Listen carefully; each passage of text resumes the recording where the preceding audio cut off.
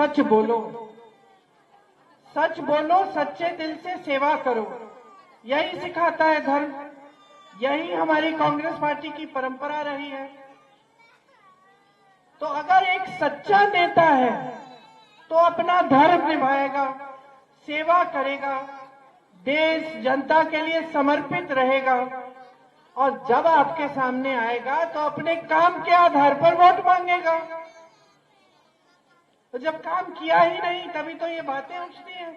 अब आजकल मोदी जी के भाषण सुनिए, वो कह रहे हैं सावधान रहो, कांग्रेस पार्टी के नेता तुम्हारे घर के अंदर आ जाएंगे, तुम्हारी भैंस चुरा लेंगे। बताइए। और दूसरी तरफ सावधान रहो बहने, तुम्हारे गहने ले जाएंगे, एक्सरा की मशीन लाएंगे और घरों के अंदर घुस के तुम्हारे मंगलसूत्र, तुम्हारे गहने चुरा लेंगे। बताइए, ऐसी मशीन होती भी है कि मंगलसूत्र निकाल के दिखाती है। ये देश के प्रधानमंत्री कह रहे हैं, इनके पास कुछ बचा ही नहीं रहा कहने का। जनता हंस रही है। 55 सालों से इस देश में जब से आजाद हुआ, 55 सालों से कांग्रेस के नेता रहे, कांग्रेस की सरकारें रही। कोई आया आपके घर में भैंस चुराने के लिए?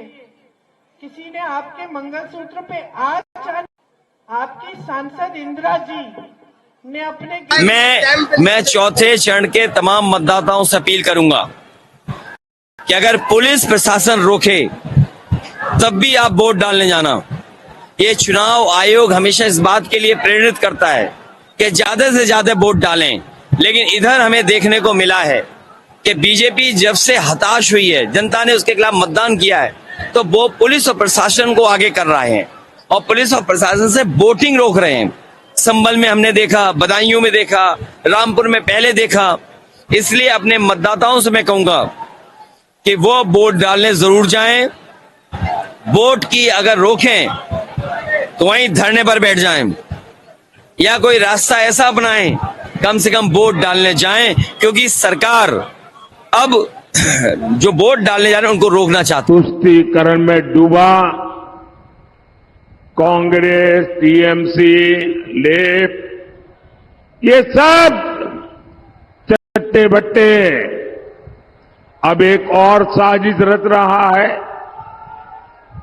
अब ये लोग एससी, एसटी, ओबीसी का आरक्षण छीनकर धर्म के आधार पर बांटना चाहते हैं। इनकी सारी पोल पट्टी चारा घोटाले के दोषी नेता ने खोल दी है।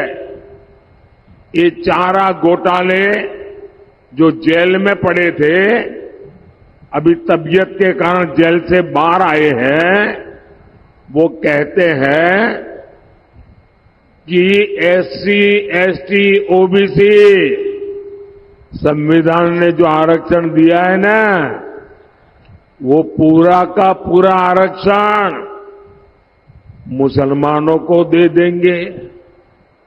कांग्रेस ने अपने घोषणा पत्र में सरकारी ठेकेदारी में, यहां तक कि कांग्रेस ने खेलों में भी माइनॉरिटी कोटा देने की बात कही है। लेकिन आप आश्वस्त रहिए, वंचितों का जो अधिकार है,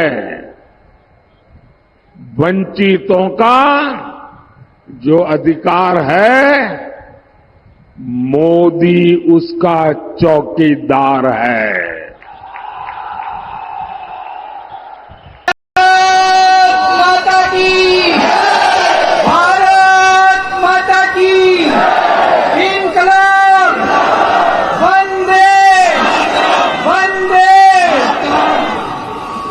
दोस्तों, मैं जेल से सीधा आप लोगों के बीच में आ रहा हूं।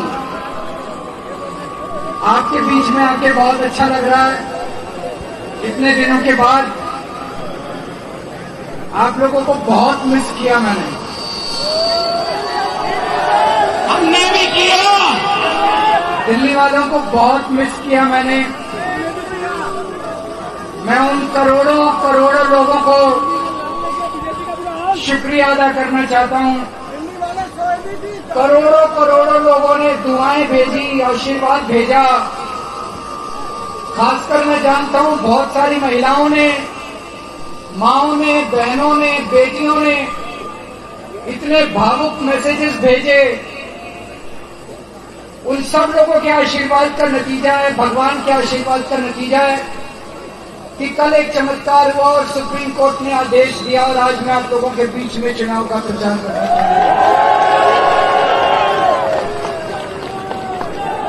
जैसा मैंने कहा, आप लोगों को बहुत मिस किया मैंने।